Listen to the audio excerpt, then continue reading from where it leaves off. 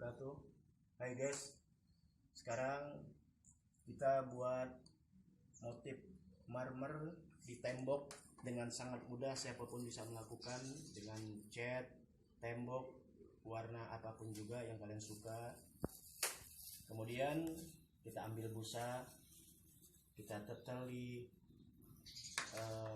cat ini yang sudah diencerkan, kemudian kita tetel di tembok.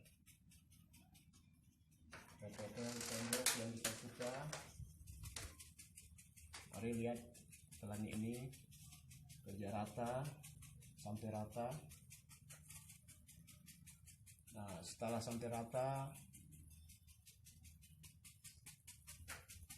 dan busa, kemudian kita keset sesuai kesukaan kita.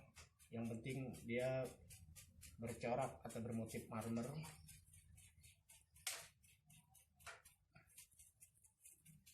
Sudah nampak terlihat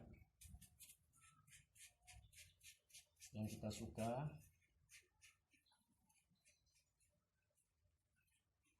Cukup mudah untuk melakukan variasi aksesoris di tembok kita. Lihat hasilnya sudah nampak.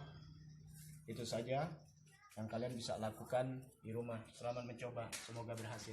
Assalamualaikum warahmatullahi wabarakatuh. Ini hasilnya model marmer.